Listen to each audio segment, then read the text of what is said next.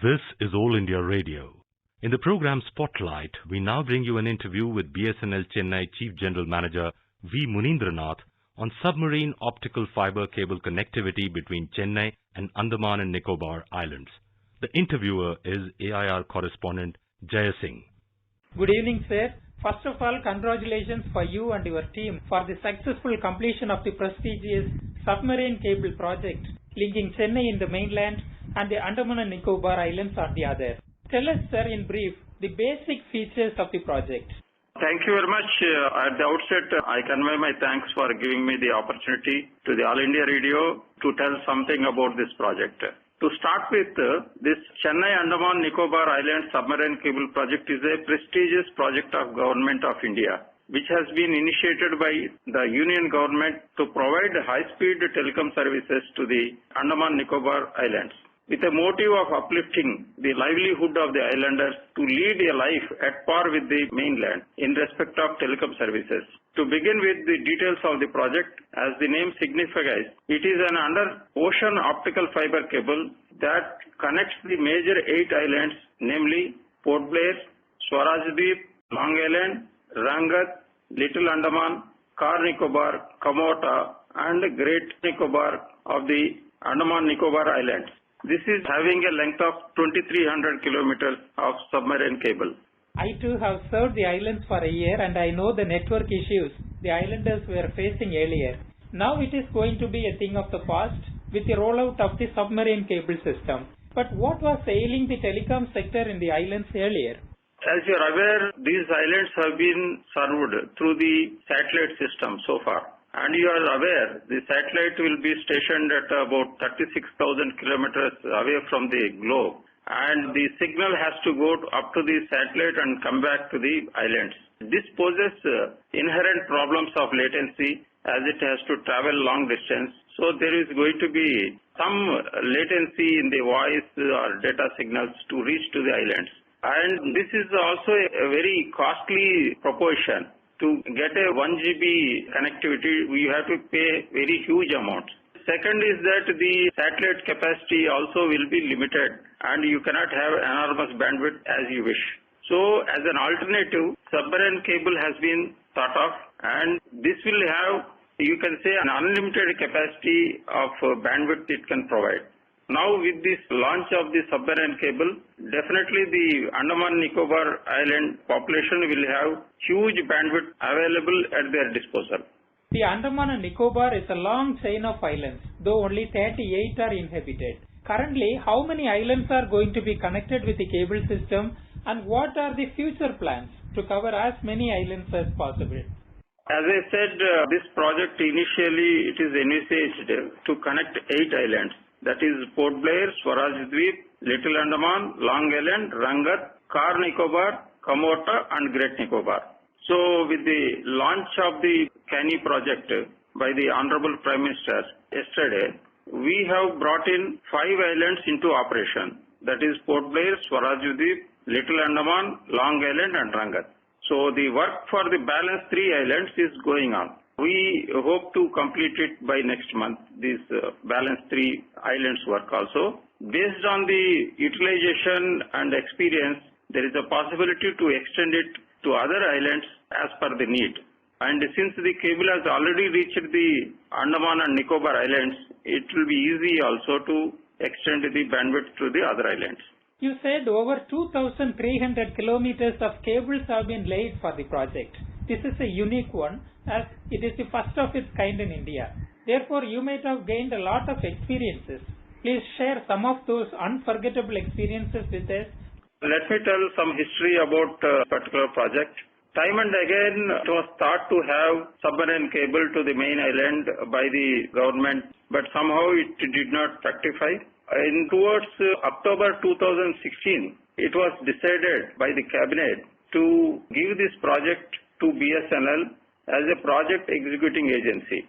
So the work has started in 2016 earnest, and the BSNL has been given the work of preparation of the finalization of the tender, and then it is also given the work of providing infrastructure in the islands, and as a part of the project equipment is to be installed and cable laying is to be done, and then testing is to be done, and finally it is to be commissioned. These are the activities with which BSNL has been assigned. Then the tender preparation has started, and we have got a go-ahead to call the tender in June 17. That is, after 7 to 8 months, we got the approval to go ahead. Then tender has been called, and then purchase order has been placed in June 18.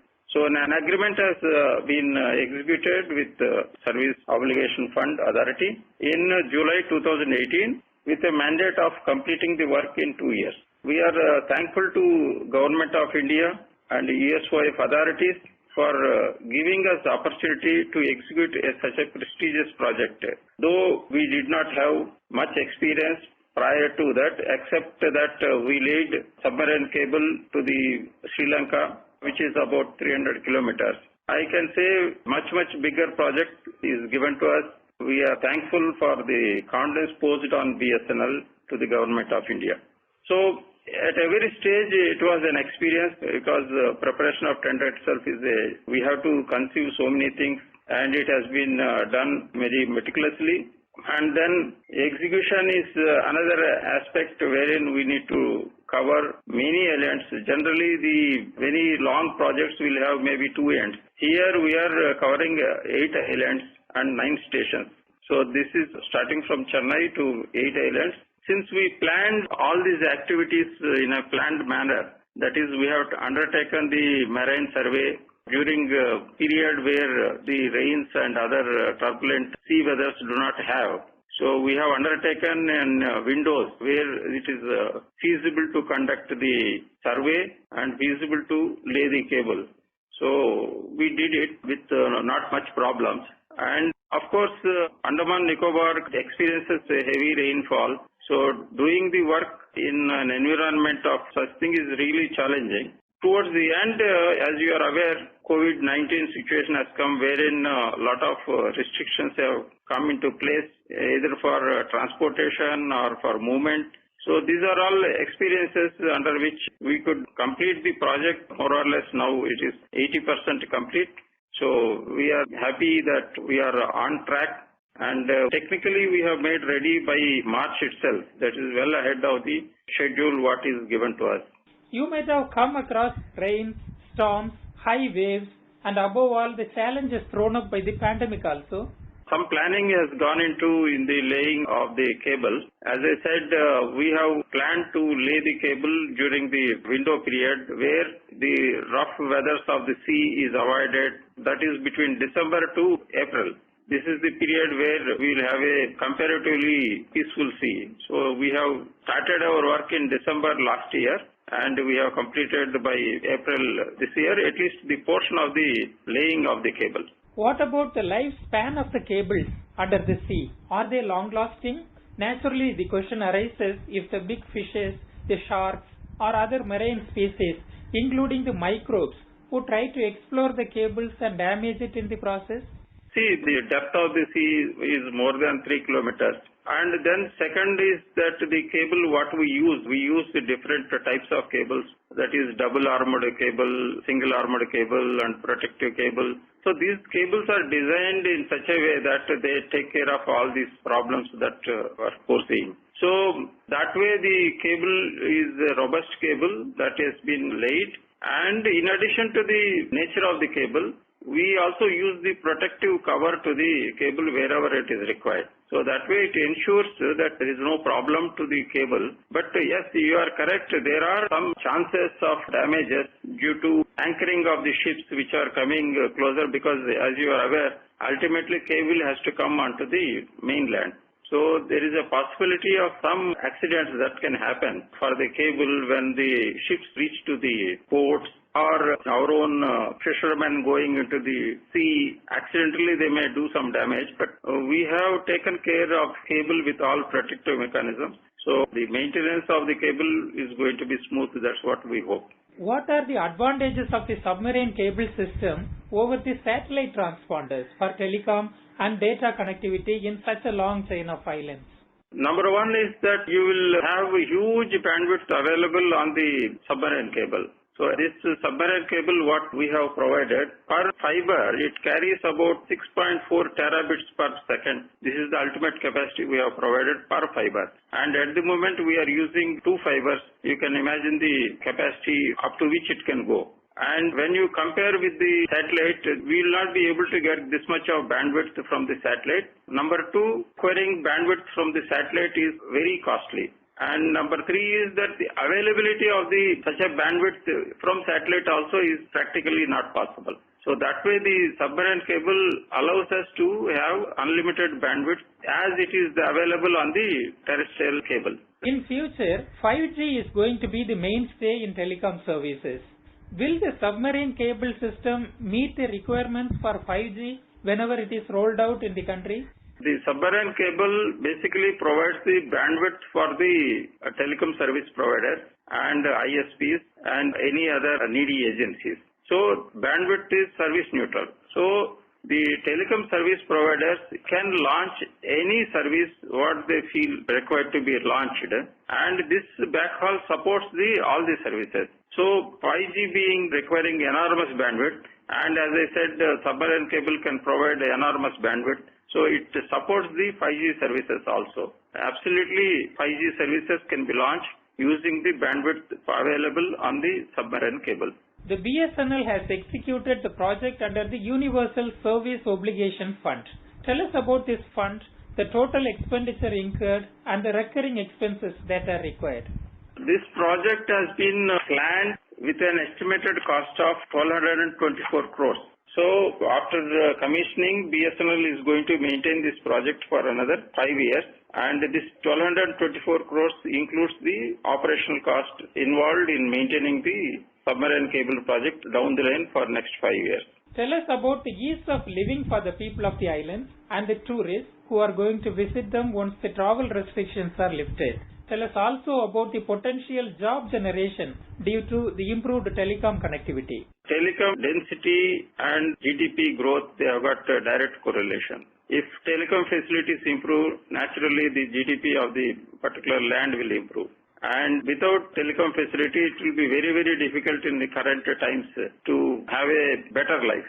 Roti, kapda, makan, and now it has become additionally internet also. So there is no surprise that people are wanting the additional bandwidth for the use of their communication facilities, net facilities. So the submarine cable project helped in fulfilling their demands. Once the connectivity is available, the other multi-activities will start. Like it can be e-learning is possible, telemedicine is possible, new industries can have better connectivities, they can have video conferencing facilities using this network. So I can say a catalyst for all the growth in the islands. It will help for a speedy growth for the islands, and it will bring in a lot of change in their lives and in their method of activities. So now they can depend on the telecom facilities. They have reliable telecom facility, so they can do their business with ease and with comfort. And I'm sure the submarine cable project will definitely boost the economy of the Andaman Nicobar Islands by providing more jobs and providing more opportunities, and they will be in the mainstream like any other citizen of the India. Well, that's very encouraging, sir, for the islands and also for the whole country in general. Any casual visitor could see the strong emotional connect the people of the islands have with the mainland. The Union Territory is rightly called as the mini Bharat.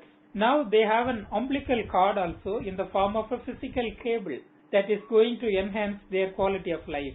So this is a crucial time for you with the project just commissioned, and you would be attending to the operational issues that may arise during the initial stages.